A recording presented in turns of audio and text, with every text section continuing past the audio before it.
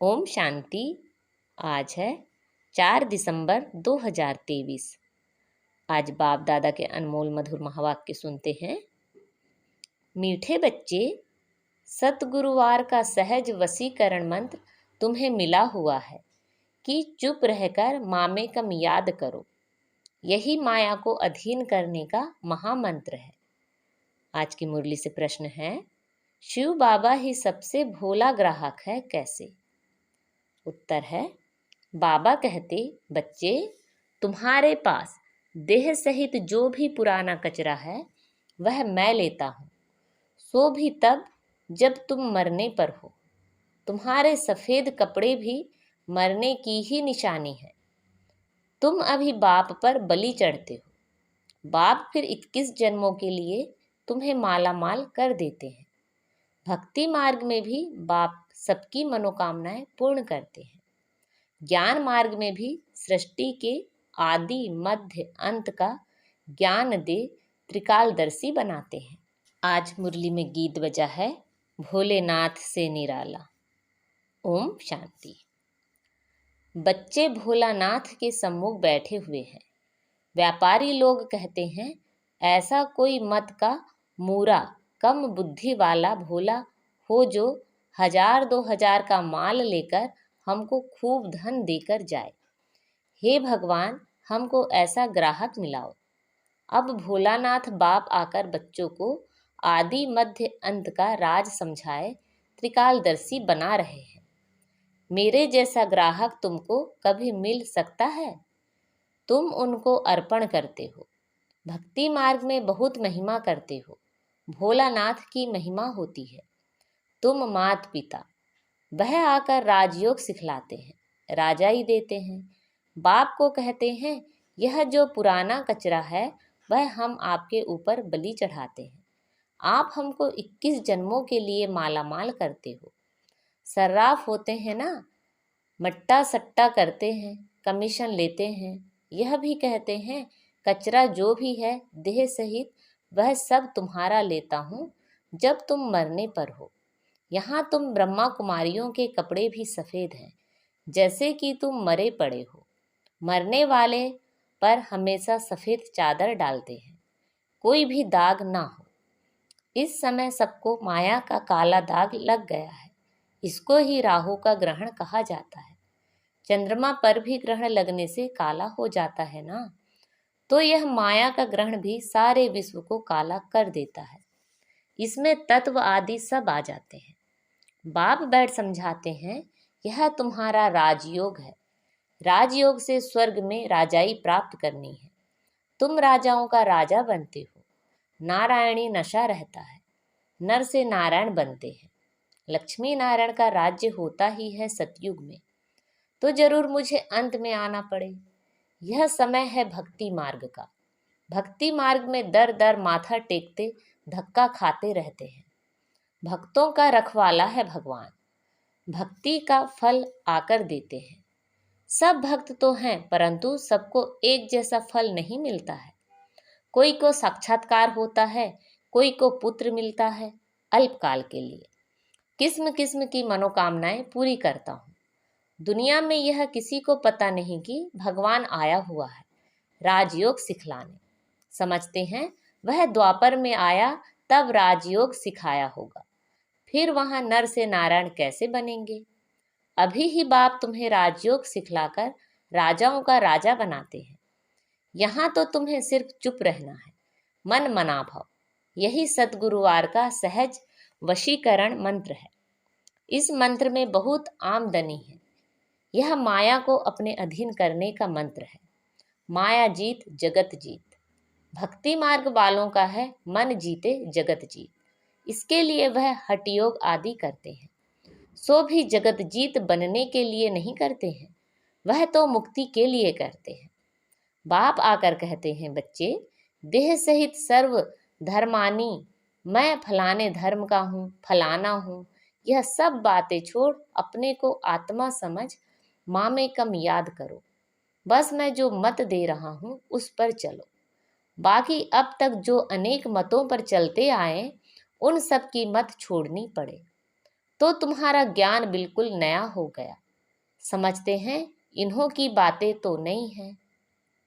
तुम बच्चे जब किसी को भी समझाते हो तो पहले उनकी नब्ज देखनी है।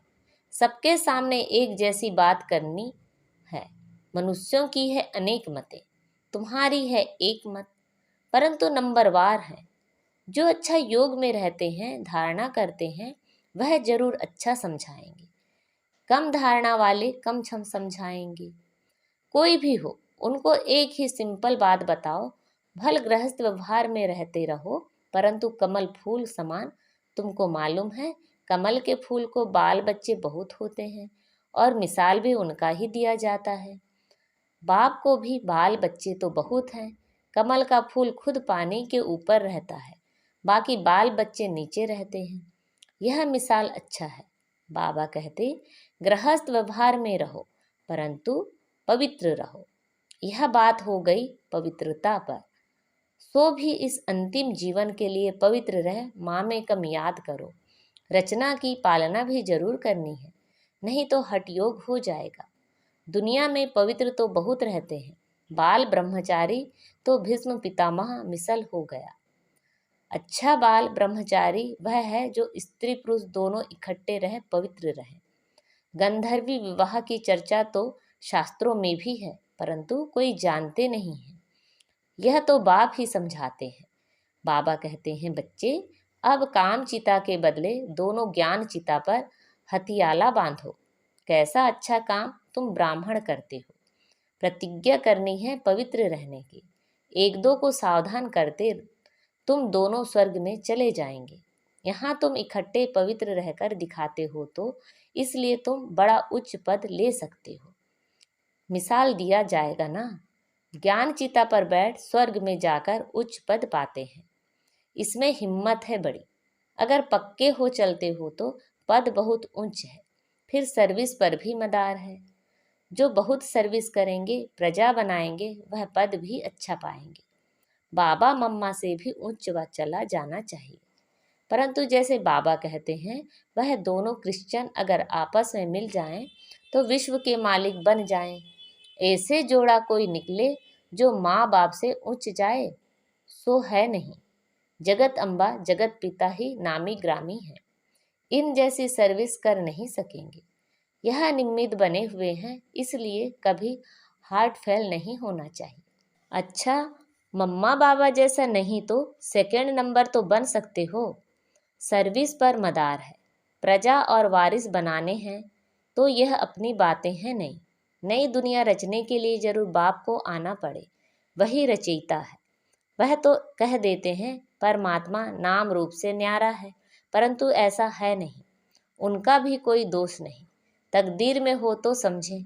बहुत आते हैं जो समझते भी हैं कि बाप तो बरोबर ठीक है।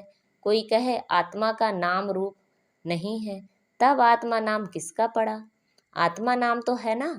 तुम सबको बोलो यह राजयोग है। परमपिता परमात्मा संगम पर आते हैं। राजयोग जरूर संगम युग पर सिखाएंगे, तब तो पतित को पावन बनाएंगे। तो यहाँ की बात ही न्यारी है। बाप कहते हैं सिर्फ अपने को आत्मा समझो, बाप के पास जाना है। इसमें प्रश्न पूछने की कोई बात ही नहीं। कहते भी हैं कि हमारी आत्मा को ना दुखाओ। यह पाप आत्मा है, पुण्य आत्मा है। आत्मा के लिए कोई कह ना सके कि उनका कोई रूप नहीं होता है। विवेकानंद जब रामकृष्ण के सामने बैठा तो उनको साक्षात्कार हुआ। देखा कि लाइट आई जो मेरे में प्रवेश हुई। ऐसे कुछ बात बताते हैं। तुम बोलो हमारा है राजयोग। इसमें देह सहित देह के सभी मित्र संबंधियों आदि को भूलना पड़ता है। हम आत्मा उनके बच्चे हैं, आपस में ब्रदरहुड है। अगर सभी फादर हो जाते तो फिर फादर ही फादर को प्रार्थना करते। अभी हम राजयोग सीख रहे हैं। यह है राजाओं का राजा बनने का योग। अभी तो राजाई है नहीं, तो समझाना है। हम शांति में रहकर सिर्फ शिव बाबा को याद करते हैं, अपने को शरीर से न्यारा समझते हैं। आत्मा कहती है मैं एक शरीर छोड़ दूसरा लेती हूँ, तो नॉलेज का संस्कार आत्मा में रहता है ना। अच्छा व बुरा संस्कार आत्मा में है। आत्मा निर्लेप नहीं है, यह समझाना है। आत्मा पुनर्जन्म में आती है, घड़ी घड़ी ऑर्गन्स लेना पड़ता है। आत्मा स्टार है, भ्रकुटी के बीच रहती है। आत्मा का साक्षात्कार हुआ तो उसने समझा इसमें इतनी ताकत है जो मुझे आत्मा का साक्षात्कार कराया। अब आत्मा तो भ्रकुटी के बीच में रहती है, साक्षात्कार किया ना किया फर्क क्या रहा। आत्मा खुद कहती है मैं स्टार हूँ, मेरे में 84 जन्मों का पार्ट है। अगर 84 लाख जन्म हो तो इतने संस्कार हो तो पता नहीं क्या हो जाए। 84 जन्म मान सकते हैं, 84 लाख तो मान ना सकें। अभी हम पावन बन रहे हैं। बाबा ने हमें नर से नारायण बनने के लिए पवित्र बनाया है। यह बहुत अच्छा नशा चाहिए। तुम्हें कोई से भी डिबेट करने की दरकार नहीं। देह सहित देह के सब धर्म त्याग अपने को आत्मा अशरीरी समझना है। भल हमने शास्त्र आदि पढ़े हैं, परंतु डिस्कस क्यों करें, जबकि बाप ने कहा है माँ में कम याद करो, और दूसरा फरमान है गृहस्थ व्यवहार में कमल फूल समान पवित्र रहो, योग अग्नि से पाप नाश करो। भगवान नुआच है, भगवान भी परम आत्मा है, उनको भी स्टार कहेंगे। बहुत पॉइंट्स हैं, एक समय नहीं निकल सकती। आसामी देख युक्ति से उठाना है। बोलो हम भी शास्त्र पढ़ते हैं, परंतु बाप का फरमान है कि सभी को भूल मामे कम याद करो, वह है निराकार। आत्मा को तो सब मानेंगे, विवेकानंद वाले भी मानेंगे। आत्मा तो सभी में है, जरूर उनका बाप होगा ना, जिनको परम पिता परमात्मा कहा जाता है। यह सब पॉइंट्स है ना, यह सिमरण करने से सदैव पॉइंट्स मिलती रहेगी, स्टीमर भरता रहेगा। यह भी जैसे अविनाशी ज्ञान रत्नों का वखर सामग्री भरता है। पॉइंट्स नोट कर रिवाइज करो। यह है रत्न, इनको धारण करने और लिखने का शौक चाहिए। अच्छी तरह से सबको समझाना है। आत्मा तो सभी में है, उनका नाम रूप नहीं है। ऐसे तो कह नहीं सकेंगे आत्मा का रूप है तो परमात्मा का क्यों नहीं है। उनको कहा ही जाता है परम पिता परमात्मा, परम धाम में रहने वाला। कितना बच्चों को समझाया जाता है, तो अब सर्विस करके दिखाओ। बाबा तो सर्विस पर इनाम देते हैं, कितना श्रृंगार कराते हैं ज्ञान रत्नों का। हम यहाँ के पदम पदी नहीं बनना चाहते हैं, हमको तो चाहिए विश्व की बादशाही।